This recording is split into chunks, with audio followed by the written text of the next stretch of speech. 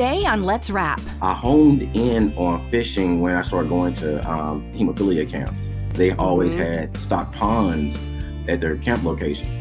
And so with the stock ponds, you were guaranteed to catch a fish. So they didn't do nothing but trick me into the idea like you catch fish every time you go out fishing.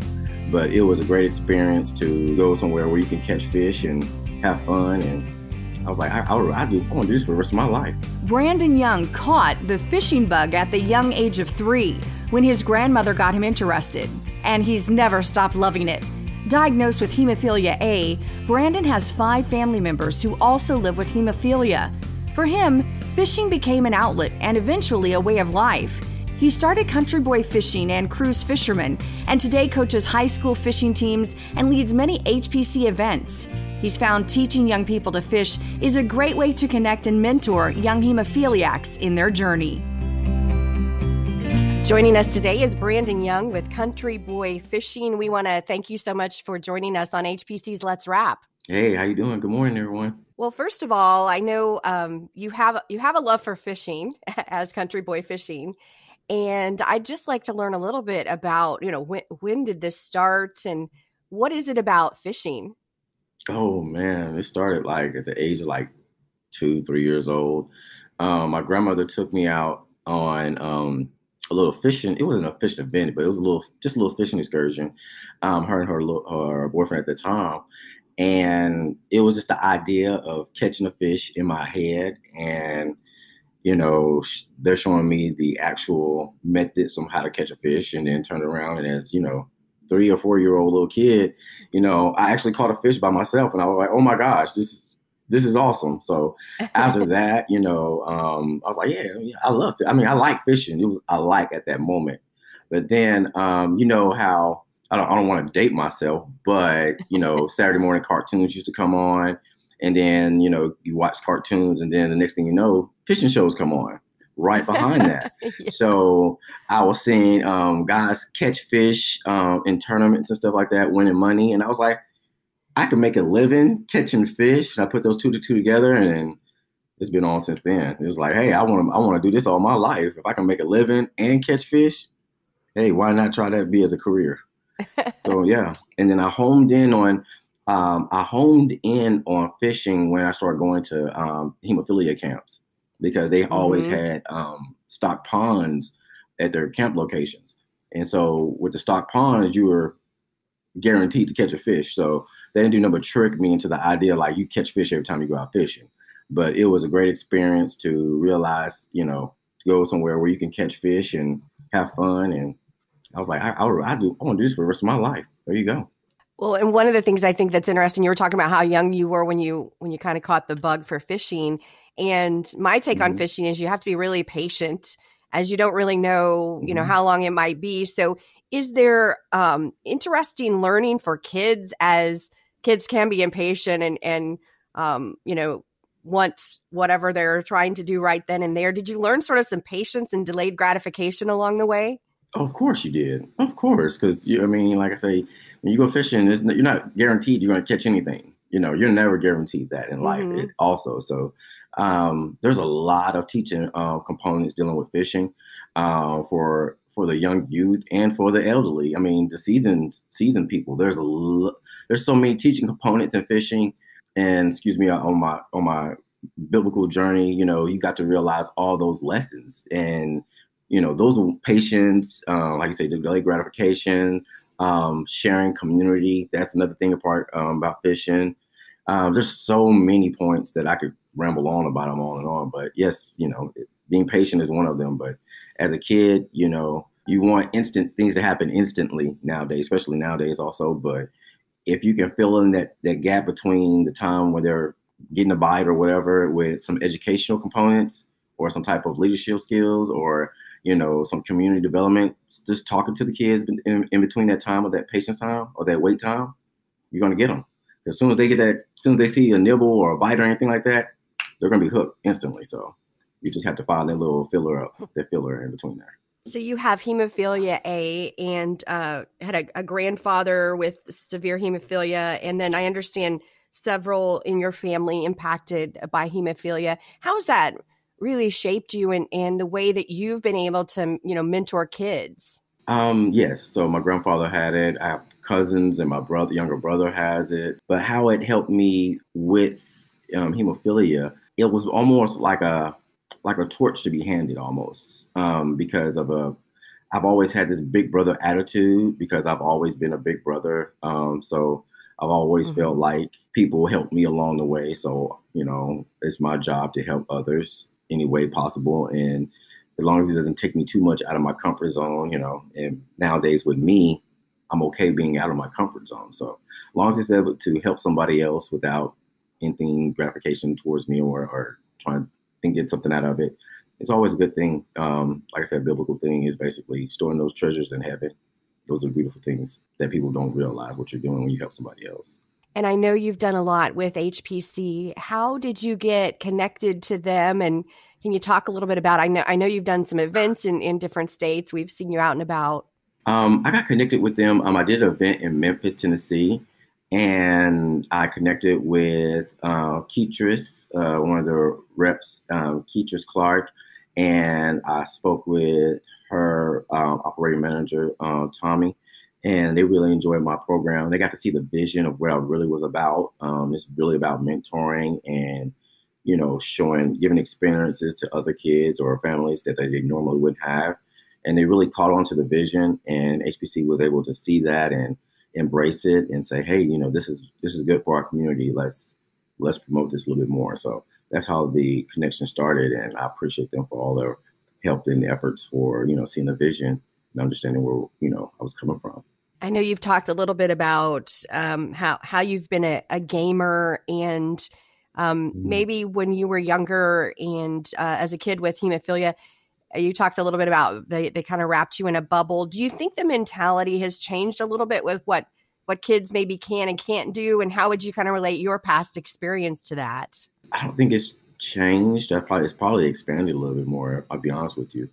Being a person that, used to be, still is into gaming a little bit, but was submersed in gaming, it gave me a reason to actually, hey, let's get outside. Let's do some more activities besides staying in the house. And those experiences, I found how to gap those worlds into each other, fill up those gaps in between each other. So, draw the kids outside, have them talk to each other, communicate without the, electronic devices and stuff like that. So I'm really big on peer mentoring. So, that's a huge thing for me, is basically reach one, teach one, how the kids mentor themselves, with the supervision of an adult or whatever, or a friend or a big brother.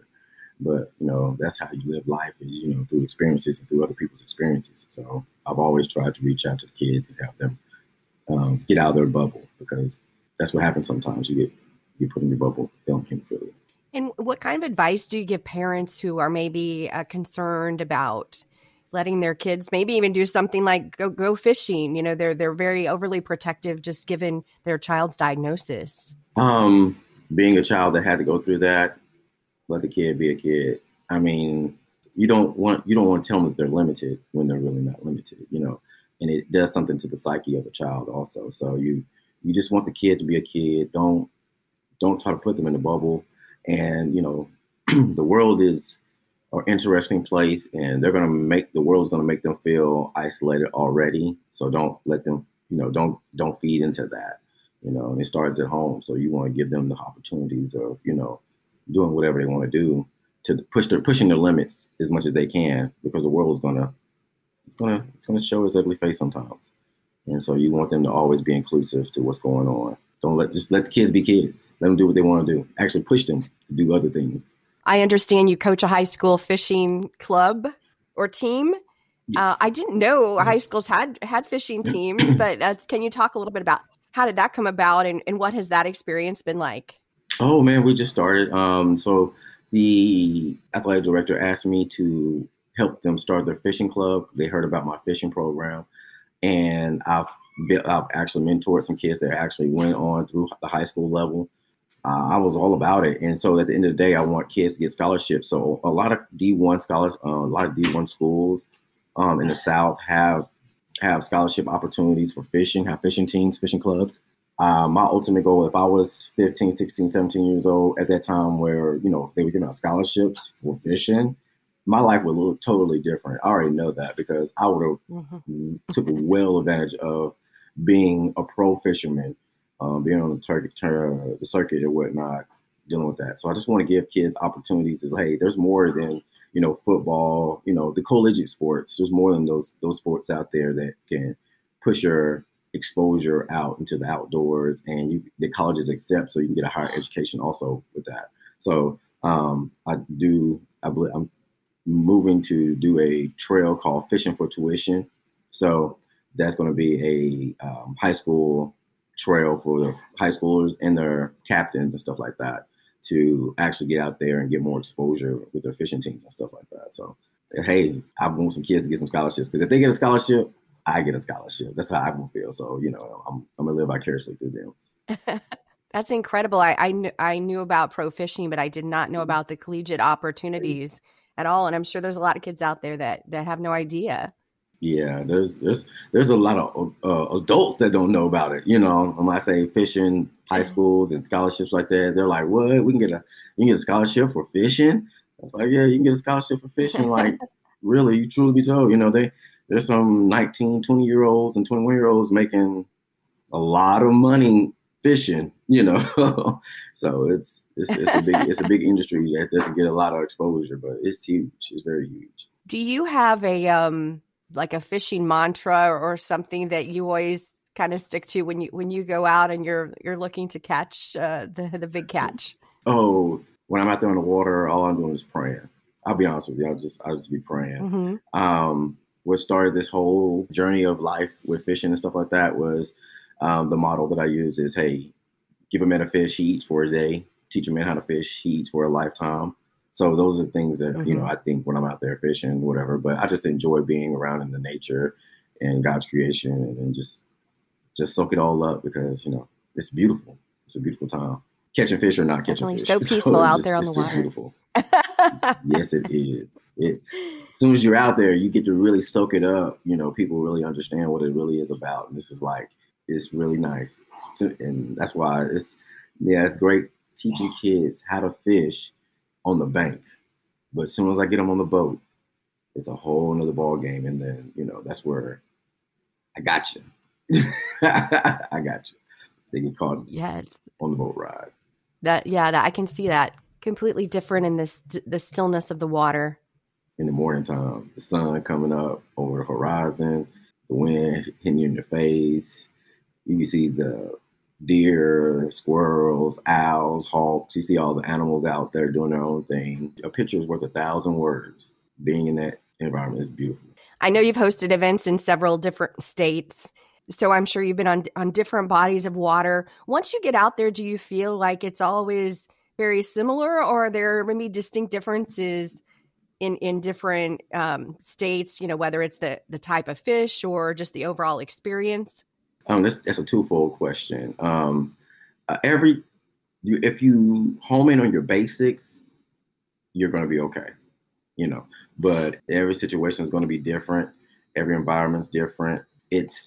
But the basis is all still the same. The fish got to eat. So you just got to find out what they're eating on, where they're located, and they're going to eat. So, the bases are the same, but the environment always changes. So just stick to your bases. What is it like for you, maybe when you see a kid catch his first fish or a big catch, and just, I'm sure, watching his eyes light up? What's that experience like? Oh my gosh. If you could teleport my soul or my spirit into them kids, I'm more excited for them than they are excited for themselves. That was a good question. I am more excited for them than they are for themselves. I promise you. I promise you. Because it's one thing to you teach somebody something and they apply it as you taught it properly. And then they reap the success of what you taught them. You vicariously caught that fish through them, somebody else. That is one of the most exciting thing ever. And then to see their face light up, I love it. I absolutely love it. I get so excited. And I'm sure that experience is what maybe keeps them coming back. They remember that catching that very first one. Yes. I mean, it's a thumbprint in their life. They will never forget that moment. And so that's why a lot of times I also try to include the parents with that. If they're around, like, hey, I'll teach you and you teach your kid. You know what I'm saying? Because the kid's gonna remember who taught them how to caught the first fish. So I'm trying to, come on, Dad. I know you know fish. You haven't fished. Let me teach you how to do this, and so you can teach your kid.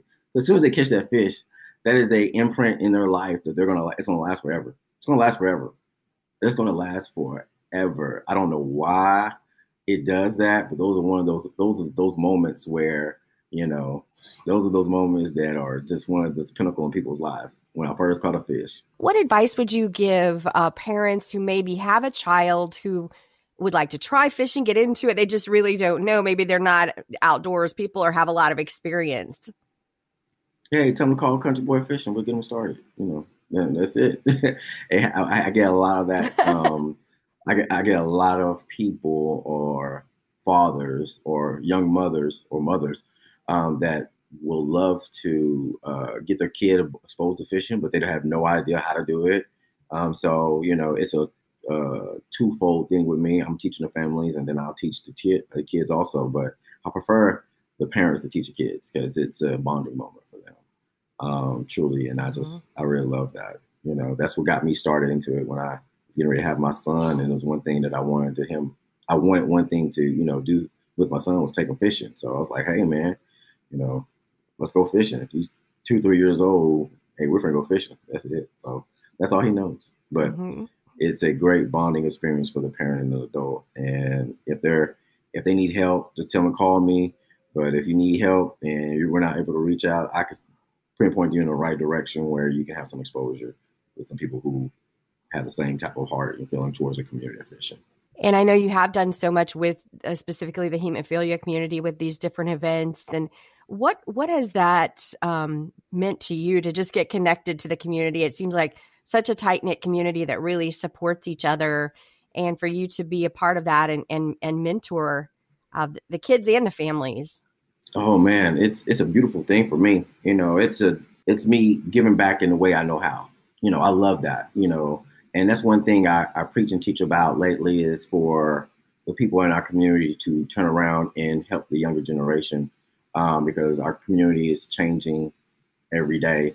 So it really means it warms my heart that I'm able to give back in a way that I feel comfortable to give back to my own community that's given me so much. And what I do, I encourage people or those who come to the program, let me help you start your own program. Let me show you how to give back in a way where you'll feel comfortable, yet you will enjoy it all in the same. So, it's like I said, double folded. It's double fold for me.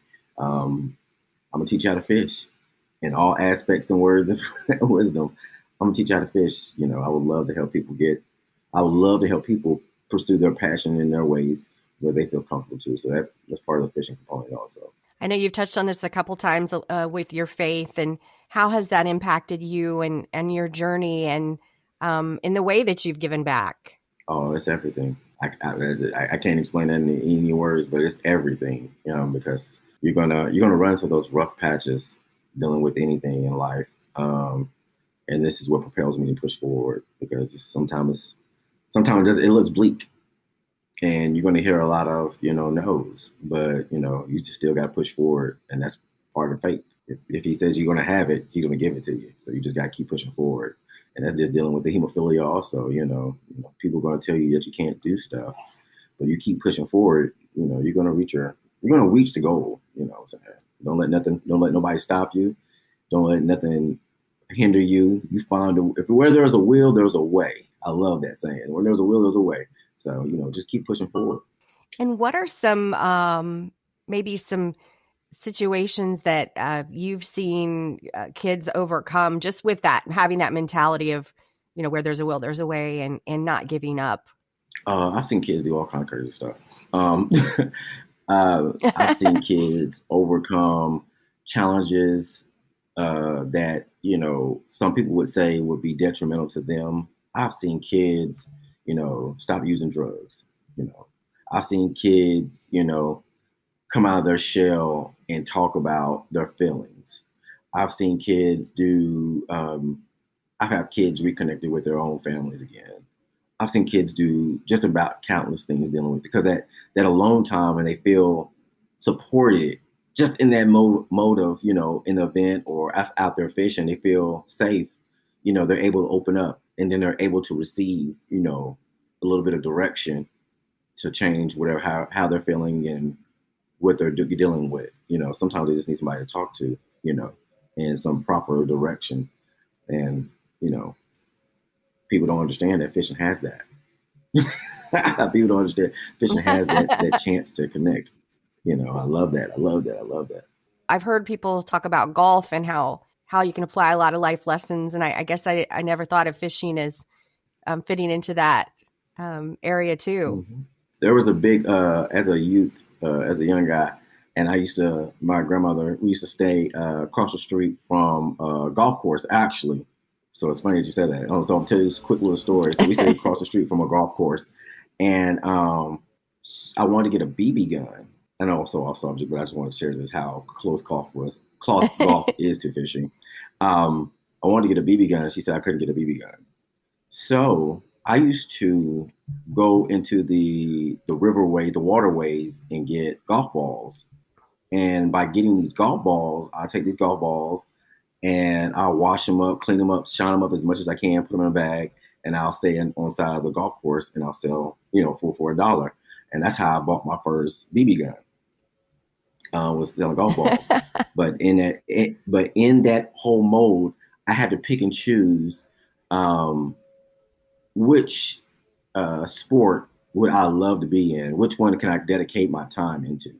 And I had this exposure with golf also, because golf has a lot of teaching components because of that long time and being out there in nature, being out there in the field, and fishing, which does the same thing. They kind of marry each other. And I had to pick and choose because those are two very expensive sports. So I chose fishing instead, but they both have the same type of components together, that alone time, that out there hearing the birds chirp, being around nature, and so it's, either by water or by land.